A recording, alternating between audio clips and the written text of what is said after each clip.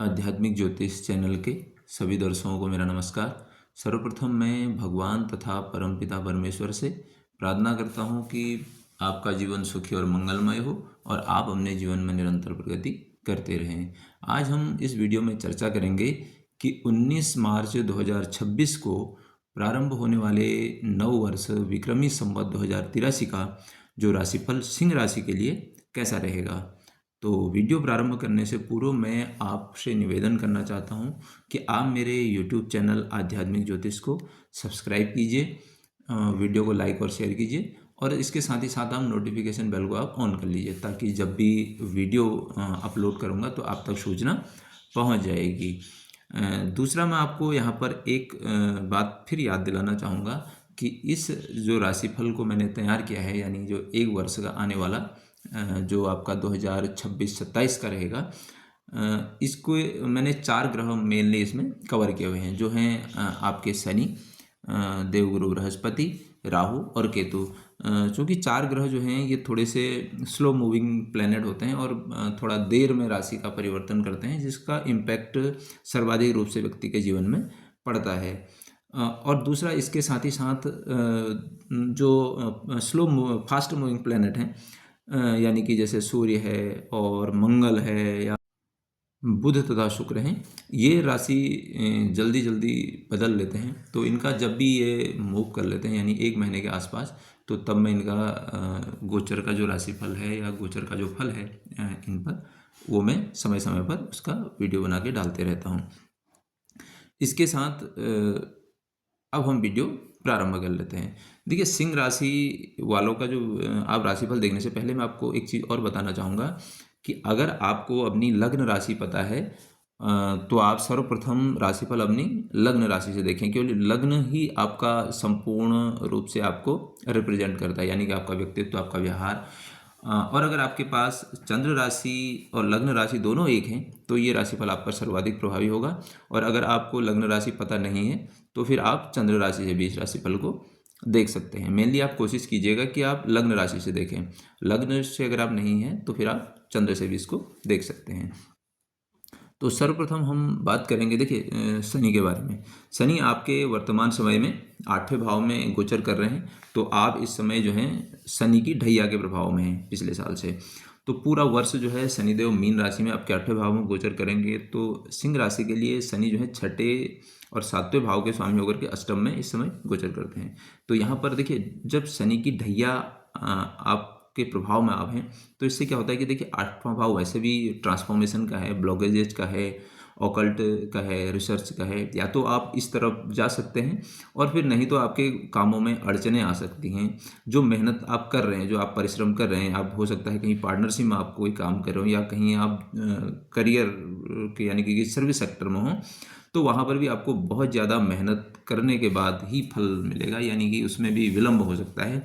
और यहाँ पर आप कोई शॉर्टकट अपनाने का प्रयास ना करें। इसके साथ क्या है कि ये आप जो आपका सिस्टम है उसको सुधारने का समय है, यानी कि हम, जैसे मैंने आपको पहले भी कहा कि ये ट्रांसफॉर्मेशन का समय आपके लिए है।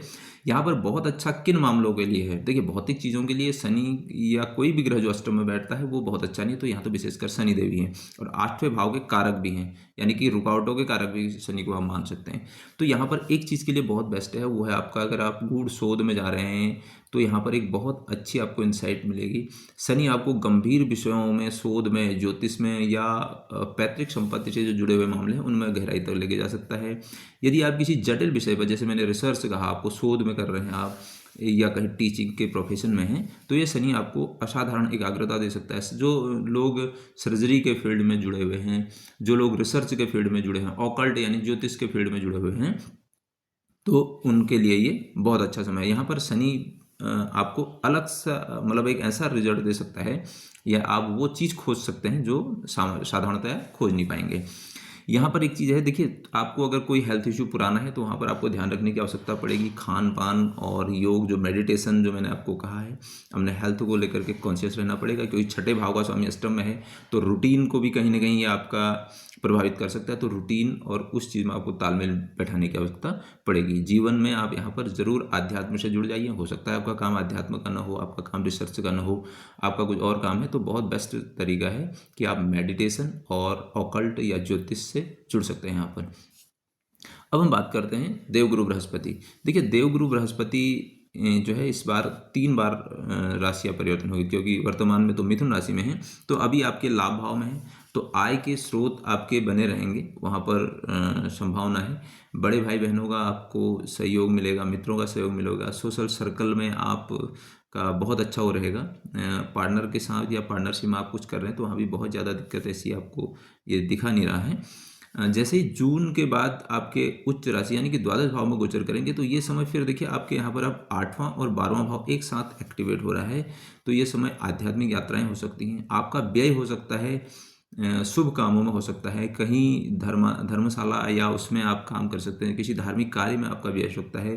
कुल मिलाकर के ये वाला जो समय है, यानी जो मैं कह रहा हूँ कि जून से अक्टूबर तक का बीच का, ये आपके लिए जैसे विदेश से जो संबंध जोड़ना चाह रहे हैं, मेडिटेशन से जुड़े हुए, उनके लिए बहुत अच्छा है। आप हो सकता है समाज कल्याण के कार्यों में आप रुचि लें।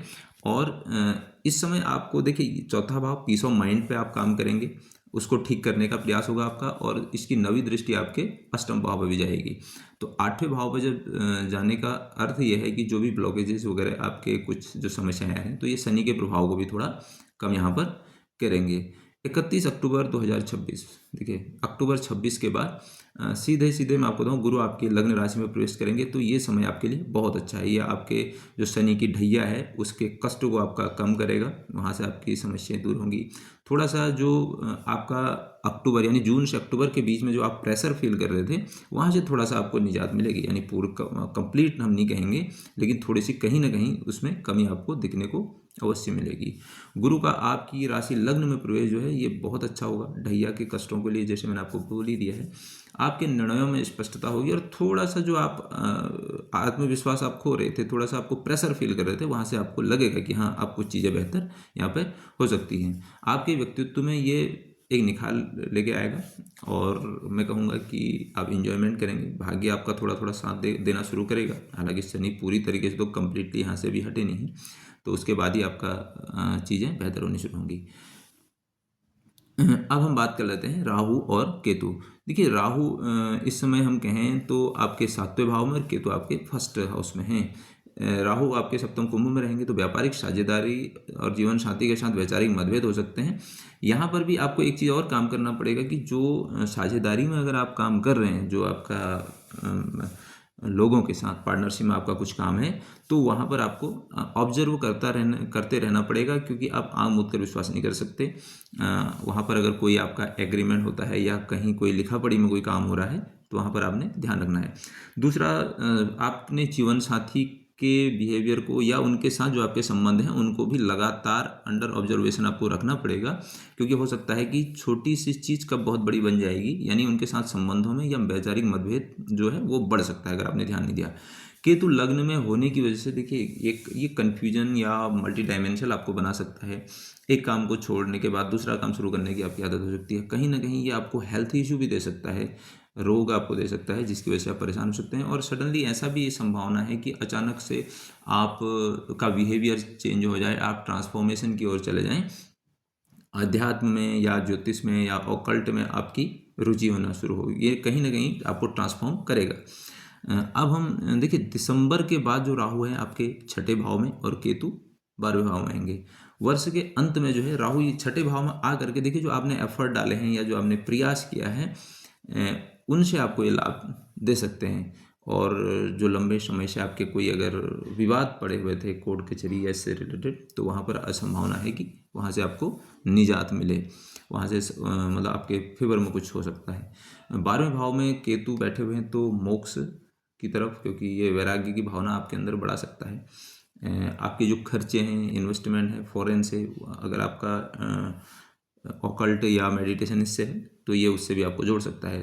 आपको खर्च मतलब कुल मिलाकर के 12वां भाव मोक्ष है, तो केतु आपको जोड़ेगा कहीं ना कहीं, मेडिटेशन से जोड़ सकता है, या फिर अचानक से जिसको मैं कहूँगा कि कुछ चीज़ें ऐसी छूट सकती हैं जिसकी वजह से आपको थोड़ी सी समस्या ये पैदा हो सकती है, वैराग्य जैसा आपको फील हो सकता है। सिंह राशि के लिए मैं ओवरऑल आपसे कहूँ तो ये वर्ष जो विक्रमी संवत 2083 है, एक मंथन का वर्ष है। अष्टम भाव में बैठे हुए शनि आपसे कठिन परिश्रम करेंगे, बहुत ज़्यादा रिजल्ट आपके फेवर में नहीं देंगे, लेकिन वर्ष का जो उत्तरार्ध है जब गुरु उच्च के होंगे और शनि को एस्पेक्ट करेंगे यानी शनि पे दृष्टि डालेंगे, तो वहाँ से फिर चीज़ें थोड़ी सी आपकी बेहतर होंगी, यानी कहीं ना कहीं आप एक प्रोटेक्शन फील होगा आपको। सफलता का सूत्र क्या है, देखिए वाणी पर आपने नियंत्रण रखना है और निरंतरता कार्य में करते रहना है। शनि की ढैया में क्या है, विवादों से आपने बचना है और ये आपके लिए सबसे बड़ी जीत के लिए होगी। दूसरा, मैं आपको यहाँ पर एक बात पुनः याद दिलाना चाहूँगा कि इस YouTube चैनल पर मैंने, चूँकि आप शनि की ढैया के उसमें हैं, प्रभाव में हैं, तो इसी YouTube चैनल पर मैंने शनि की ढैया और साढ़े साथी के संबंध में एक वीडियो बना करके डाला है, जो संभवतः 1 वर्ष पुराना होगा, मार्च के ही महीने का है। उसमें मैंने जो भी प्रश्न शनि की ढैया या शनि की साढ़े साती के संबंध में आपके होंगे, उन सारे प्रश्नों का मुझे विश्वास है कि आपको उत्तर मिल जाएगा। और शनि की साढ़े साती में आपने कैसे परिस्थितियों को टैकल करना है, उसका भी आपको यहाँ पर उपाय मिलेगा। तो पहली चीज़ मैं आपको बताऊँ, देखिए आपके 8वें और 12वें भाव और शनि की जो साढ़े साती है, ये सॉरी ढैया है, ये कहीं ना कहीं आपको ट्रांसफॉर्म करने की तरफ जा रही है, और जैसे ही इससे आप निकलेंगे तो एक नए व्यक्तित्व के रूप में आप पहचाने जाएंगे, और आपको खुद फील होगा कि आप आज से 2.5 साल 3 साल पहले कुछ और थे और आज आप कुछ और निकल करके बाहर आए हैं। यानी कि जो सोना है वो तब करके एक शुद्धता को प्राप्त करता है, उस तरीके का आपके साथ होने वाला है। तो इसके लिए देखिए एक चीज़ मैं आपको बता दूं, 8वां 12वां भाव आपका एक्टिवेशन में निरंतर रहने वाला है, तो आप ज्योतिष, मेडिटेशन, ऑकल्ट इससे जुड़ जाइए। और अगर आप देखिए ज्योतिष आप नहीं सीख सकते हैं या मेडिटेशन, तो आप कर ही लीजिए, आधा घंटा मेडिटेशन और ज्योतिष के वीडियो देखिए, शॉर्ट्स देखिए, इससे कम से कम उसका प्रभाव कम होगा और आपको एक नया नया दृष्टिकोण मिलेगा जीवन के प्रति। आपने इतने ध्यान से मुझे सुना, आपका बहुत बहुत धन्यवाद।